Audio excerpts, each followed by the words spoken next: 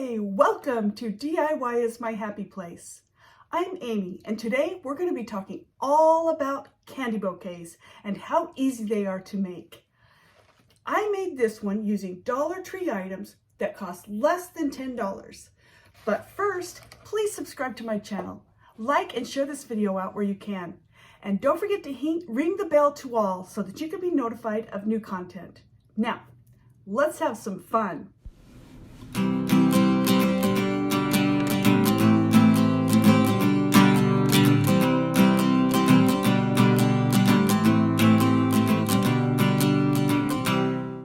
When I decided that I wanted to make a candy bouquet, I couldn't believe when I found a new way to put this beautiful gift together that is so much easier than any other way I've seen, and it's using Dollar Tree supplies.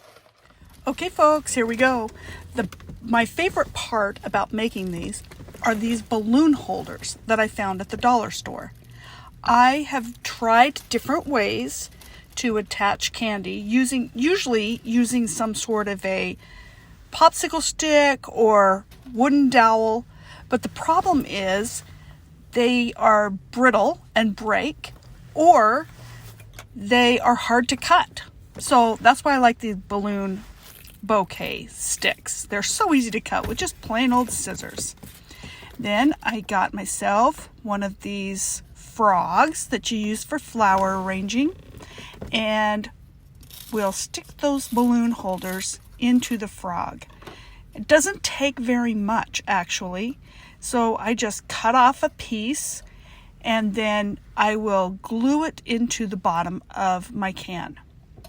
Now I got this particular can at Walmart, but I did go to the dollar store yesterday and I saw that they do have metal cans there too, so you can get a metal can there.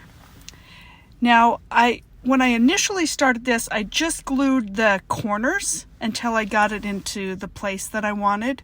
But as you will see, I will use more hot glue later on. One of my subscribers recently told me about these little finger things that you can get from the dollar store to keep from getting burned on the hot glue. And I have seen those before, but I didn't really know what they were used for. And I went in yesterday and I couldn't find any in my store, but I'm sure they'll be back. So eventually I'm going to get some little rubber things to put on the ends of my fingers so I don't get burned from hot glue. Okay, now take the balloon plastic little tubes. They're like thick straws really. And I love them because they're so easy to maneuver, and you can get them exactly in the position that you want.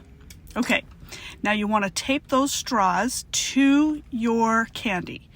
And a couple of things. First of all, you really do need at least 3 pieces of tape because the candy is pretty heavy and you don't want it popping off. So go ahead and tape those on. The second thing that I would recommend, I did get my tape from the dollar store, but make sure that you get a name brand tape. The dollar store has its own brand of tape, and I don't know about you all, but I've had a hard time getting that tape to cut. So I go ahead and go with the Scotch tape. All right, so then go ahead and get another straw on the back of the other candy.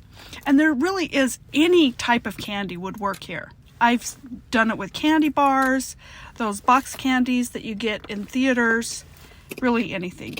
Okay, now I got to push this down into that foam, and it's nice to really glue the foam down. So my first initial glue wasn't quite enough, so I put some more glue in, got the holes in how I wanted them, and then they're ready to glue in. Now, I do add a little hot glue once they're in place exactly where I want them, just down in the bottom of the can as well. When I was making this one, I realized, nope, I want this one to be a little bit taller. So I re-glued my peanut butter candies, and so that it could get placed exactly where I wanted it in my little can. Now, I add more glue just to really help keep it solid, because once I've figured out, okay, this is not going to tip over, then I can add more glue in the bottom. Okay. After it's all dried from being glued, I do put double stick tape and tape the candies into place so that they're not rocking around, and it just makes it more professional looking.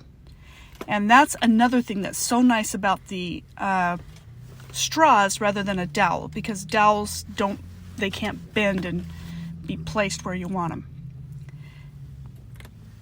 Okay, then I added some of the little hearts that I got from the dollar store that are on dowels, and you can just place those in anywhere, really whatever looks good to you. I just kind of dab them around here and there and poke them through my styrofoam.